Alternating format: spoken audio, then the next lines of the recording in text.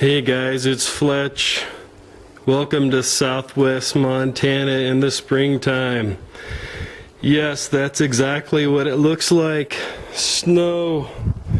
I got a blizzard going on out there right now.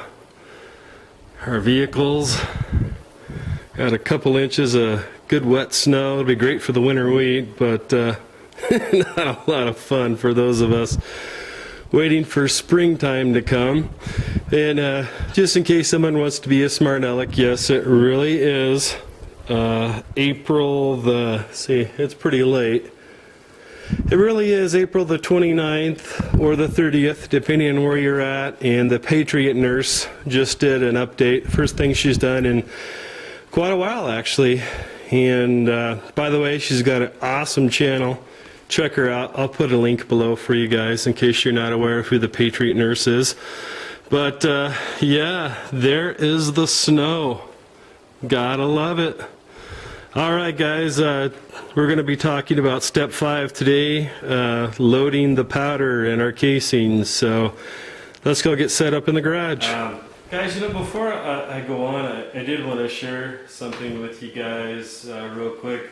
Actually, a couple things. First, as I mentioned earlier tonight, the Patriot nurse asked for those of us who believe in prayer to please pray for her. She's going through a hard time in her life right now. So if you believe in that, she would appreciate it if you'd send some prayers her way, and or however you choose to practice that, and we'll just leave it at that. She could use your well wishes and thoughts. So anyways, and then secondly, a couple people have asked me recently, well, you know, you look like you've got dark rings under your eyes, and you know, when you're moving around, you're bending over, standing up, you know, you're grimacing or, you know, exhaling loud, and when you're speaking, a lot of times it sounds like you're breathless when you're talking.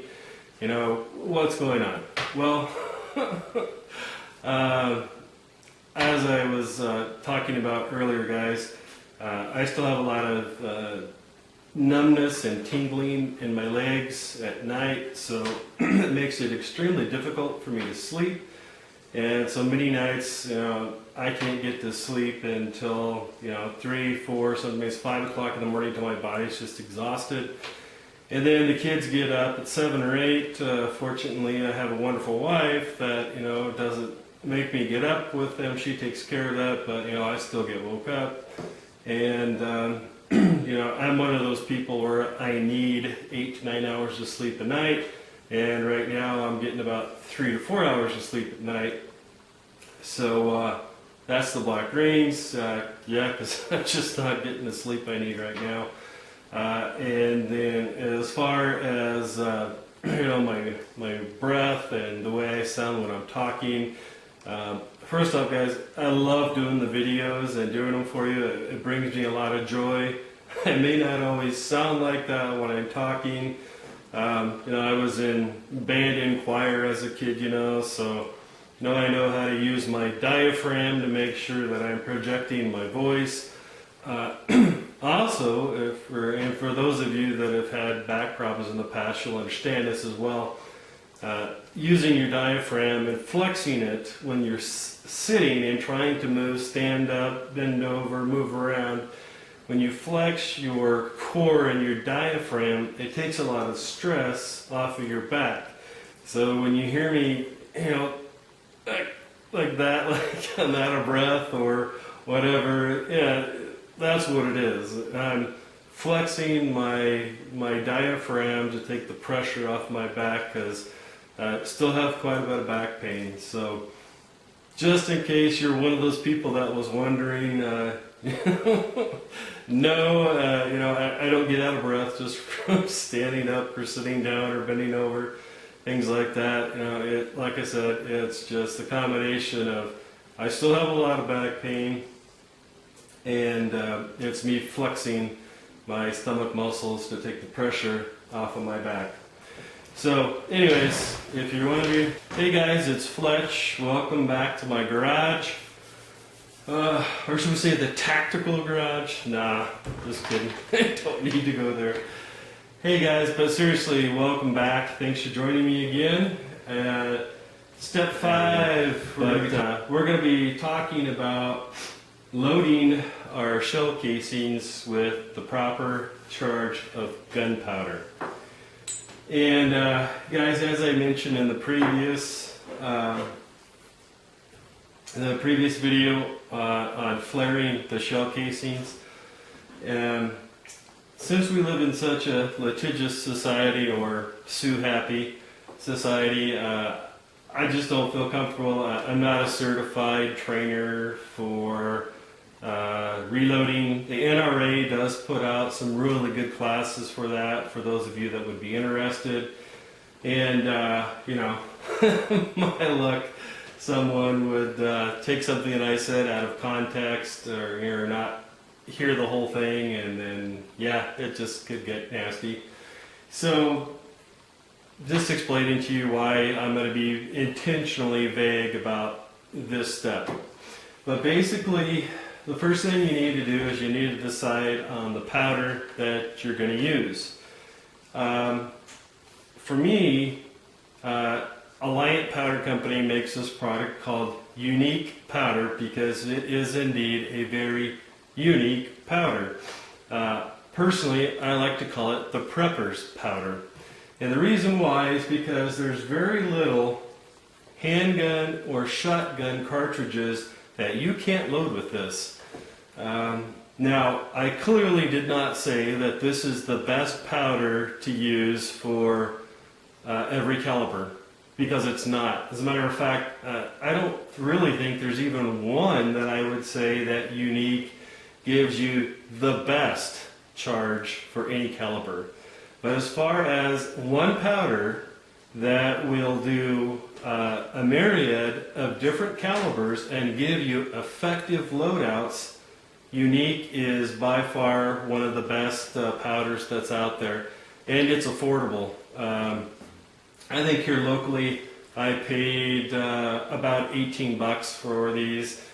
You can get them online, but just in case, for those of you guys that are not aware, let's say maybe you're new to reloading or firearms and things like that, powder is very expensive to get shipped to you. You're going to typically have a base shipping fee of like 10 bucks, and then they're going to tack on a flat $25 hazmat fee.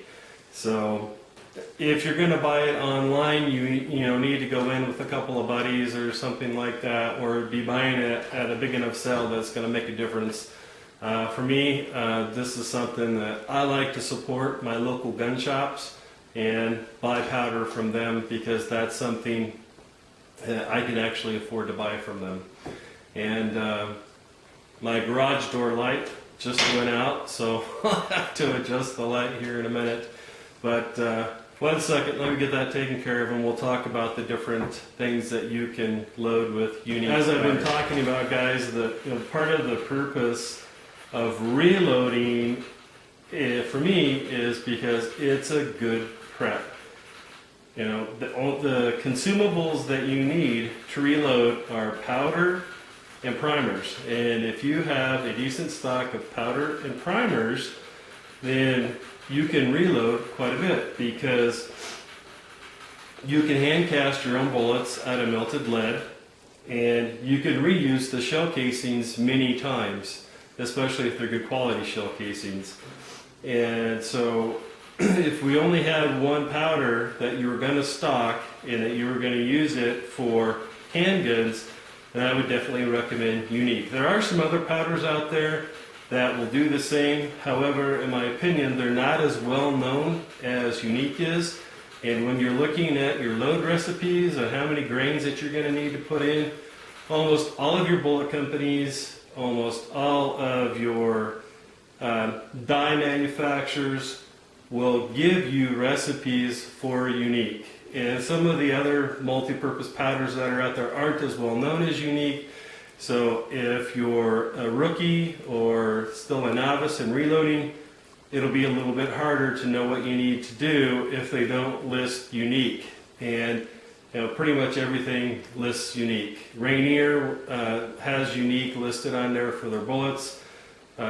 Lee Dyes has Unique listed. And so again, it's just a good, well, what I like to call the prepper's powder, Unique. So there we are. As far as loading your shell casings, well, there's a couple of different ways that you can do it. The first is there is a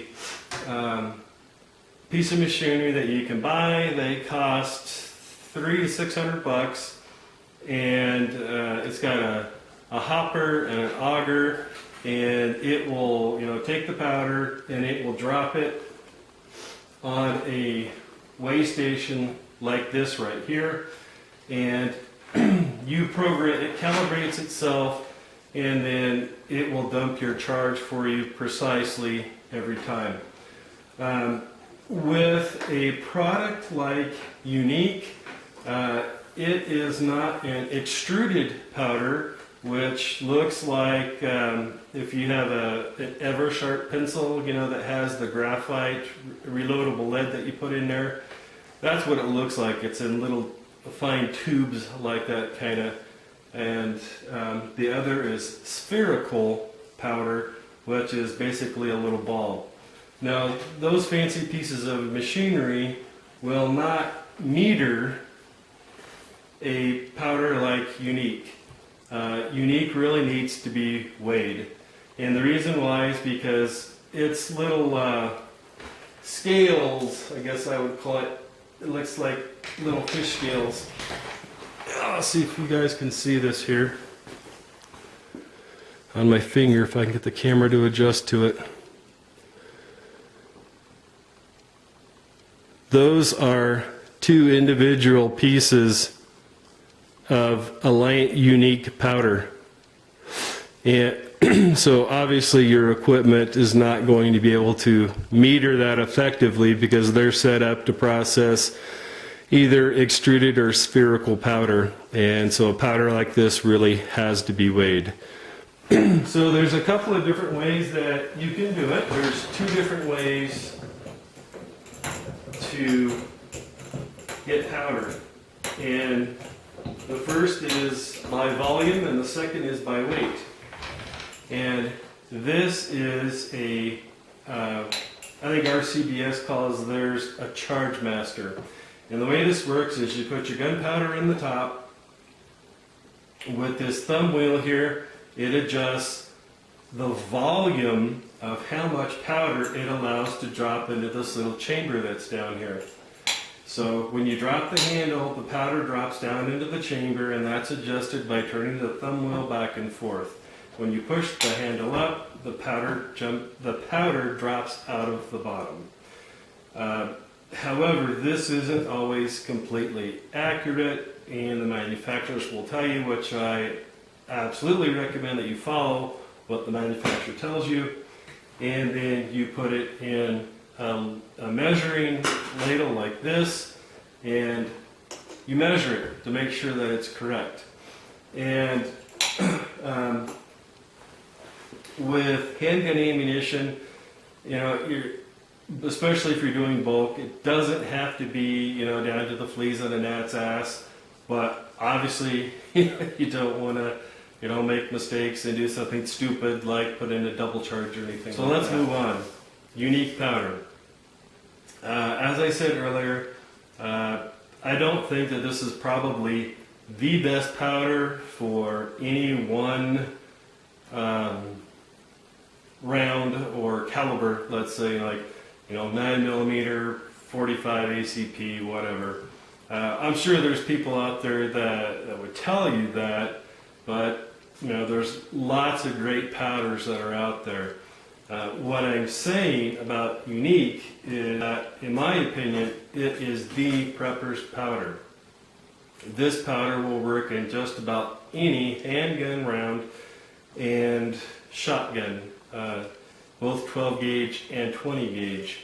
And so, like we were talking about earlier, the purpose of me doing this series about Reloading is so that you understand the importance of reloading in a prepping role.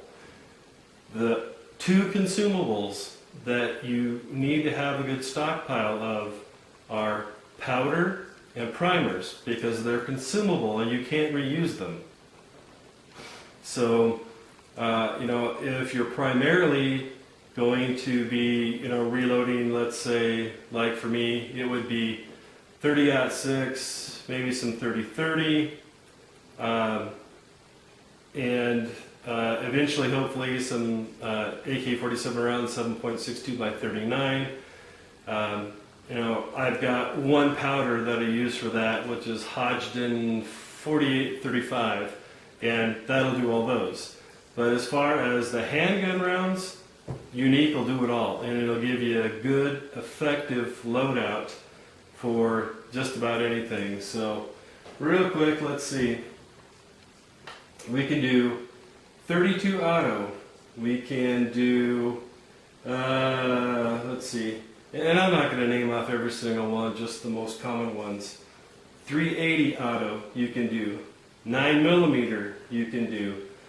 38 Super Auto plus P, 38 Special, 38 Special plus P, 357 SIG, 40 Smith & Wesson, 357 Magnum, 10mm, 41 Magnum, 44 Smith & Wesson Special, 44 Magnum, 45 Auto, 45 Colt, 45 Long Colt, 45 Gap, 454 Casal. Let's see if there's anything else in this upper end that's more common. Those aren't very common. About the only one that you might see someone would actually have is the 500 mag. You can't do 500 mag, but everything else you can do with Unique. So again, in my opinion, this is the prepper's powder. No, I do not have any endorsement deal with Alliant Powders or Unique, so no need to ask. I'm small potatoes, guys. I don't have any sponsors or anything like that, so you don't need to worry about that. All right, so as we were talking about, you need to decide on the powder that you're going to stock.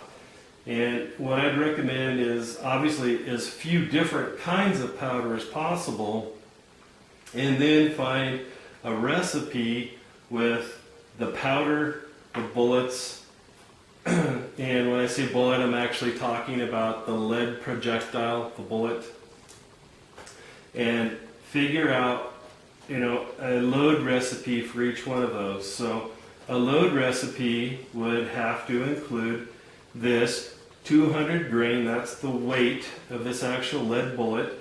This happens to be a fully enclosed copper encased semi-wad cutter, 200 grains. So our recipe would have to include the caliber, which is 45 auto, this bullet, and then the powder. And generally, in my opinion, there's like 3 places that you can get some basic load recipes. Your die manufacturers, like Lee, will give you some basics, and it's basically just like tells you your maximum load, things like that. Your bullet manufacturer, like Rainier Ballistics, in this case, will give you load recipes. And then your powder manufacturer, like Alliant Powders, will also give you your load recipes. Excuse me. So basically, what we've got to do is we've got to decide, once we've picked out the bullet that we're using, which we already have, and the powder that we're using, because the way I'm presenting this is if this is a prepping powder that you want to use. So we've already picked the powder that we're going to use for all of our bulk reloading. And so now we need to know how much gunpowder charge do we want to put in our 45 ACP shell casing. Yeah, here's a disclaimer, guys. If you look at, your gunpowder manufacturers, they have 5-6 pages of legal disclaimers with all of the stuff. So I'm not going to talk to you about the specifics about how much gunpowder you're supposed to put in, exactly how you put it in, or anything like that. I am not a certified trainer on reloading. The NRA does have some very good classes for it if that's something that might be of interest to you. Unique powder is a bulkier powder, meaning it has more volume. So when you put a charge into one of these 45 ACP shells, you can actually see the powder in there. You can see how full it is. And you can't put 2 charges in here. And yeah, that probably wouldn't be a very good day if you, I don't know how you would do it, but if you somehow loaded a bullet in on top of a double charge and then tried to fire it. So some of your newer powders are more finite, they have a lot less volume, so it's a lot harder to tell if you have a single or a double charge in them if they're more finite. And if you hear in the background, that's the rabbit in the garage, so just letting you guys know what that noise is. Plus it startled me the last time, if you noticed that as well. So again, you want to decide how much powder that you're going to put in here.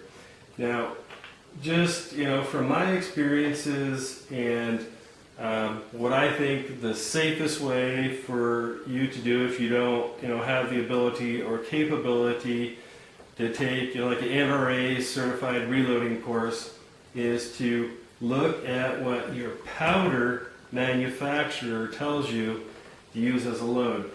So if we look at 45 Auto, it says 200 grain LSWC, that stands for lead semi-wad cutter.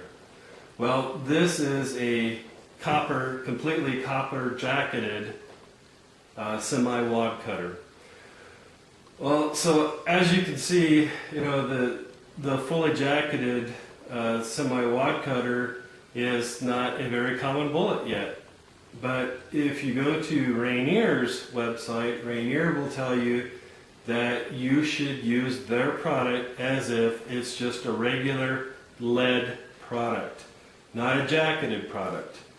So therefore, when we're looking at what our powder manufacturer Alliant is telling us about the Unique product for a 200 grain, which is what this is, 200 grain lead semi-wad cutter, Unique, the maximum charge is 5.4 grains. So you would not want to exceed that 5.4 grains. Now, other people may tell you differently, but as far as doing a basics training video, that's the limit. It's what the manufacturer tells you is the limit. So in this instance, with the products that I'm looking at here, as of April the 30th, 2011, 5.4 grains is the max for a 200 grain lead semi-wad cutter. And our bullet manufacturer, Rainier Ballistics, tells us that even with these fully copper jacketed bullets, that for your loadouts you need to consider them as a regular lead bullet.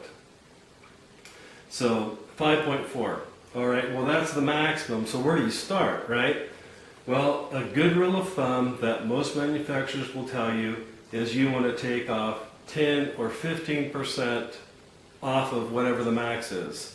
So 5.4, then your 5% of that would be 0.5, or you might even want to round it up, because it's 0.54.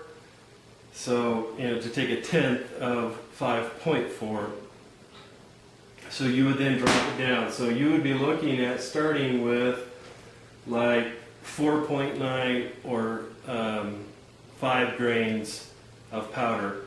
And then you would load out several rounds there, go to the range, see what your grouping is like, and see if your felt recoil is acceptable too. And guys, if you're not used to shooting a wad cutter bullet, since you've got so much of the bullet that's actually seated in the shell casing, it's a pretty high pressure round, and your felt recoil can be a little bit higher on these, and therefore your charge on a wad cutter is going to be less. And let's see here, I paid $118 for 1,000 of these from Midway USA. And guys, if you're not familiar with the cost of reloading, that is a really good price for 1,000 bullets for 45 ACP. Everything 45 ACP is still really high in demand right now, and so that's a great price for it. Excuse me, the $118 for 1,000 bullets. So again, you would start out by taking off a tenth, and actually, if the manufacturer gives you the minimum, the absolutely, in my opinion, the safest and therefore best way to do it, because again, this is a basics training video, is you would start with the minimum recommended loadout, and then you would add on a tenth to that up to the maximum. And remember guys, just because you have put in the maximum load does not make your rounds more accurate. In fact, in many cases, depending on the bullet and the firearm that you're shooting it out of, it will actually make your round less accurate by it being too hot, coming out of the barrel too fast. So that's something else to keep in mind. So again, if you can find the minimum charge, I would recommend that you start with the minimum charge first and then work your way up a tenth at a time.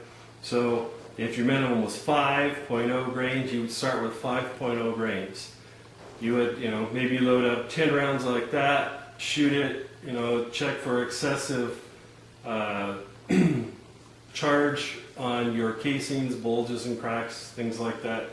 And then move up, 5.1, 5.2, 5.3, up to whatever the maximum is. And just because there's a maximum doesn't mean that you want to go to that maximum.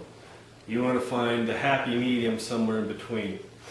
So, again, guys, I know that this is intentionally a little vague on, how much gunpowder to use and how to put it in. But again, guys, if the gunpowder manufacturers have a reason to put 6 pages of legal disclaimers on their loadout sheets, there's a reason for it. So there's also a reason why I'm not going to explain any more about this part to you. If you do need some help, I would recommend that you find like an NRA certified reloading instructor. There are also some good forums with some very knowledgeable people. Ammo Smith forums, and I'll put a link below, tends to be a pretty good place that you can get some good information from some knowledgeable people that have been reloading for 20, 30, some even 40 years. And so that might be another resource for you. But if you're ever in doubt if you should do something, don't do it. If you have any doubt, don't do it.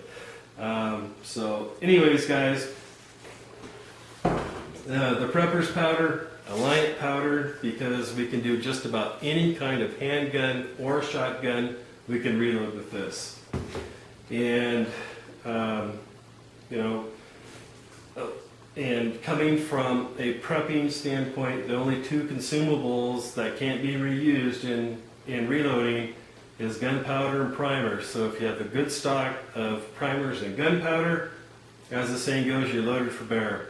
You can hand cast lead bullets, and you can reuse your shell casings many times, especially if they're good high quality casings.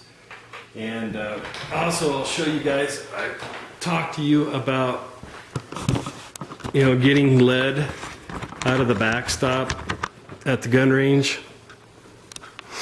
And this is the box that I've got, and these are all is just recycled lead, guys, dug out of the hillside safely, obviously, at a rifle range.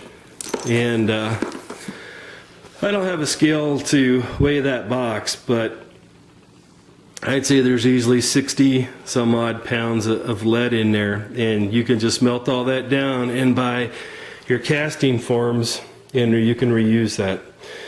So again, guys, thanks for joining us tonight. Our next series is going to be about how far we need to set these bullets in the shell casings and how to do it. And that will be the second to last, and then the last step will be doing the factory crimp. So thanks for joining us tonight, guys. I greatly appreciate it. God bless.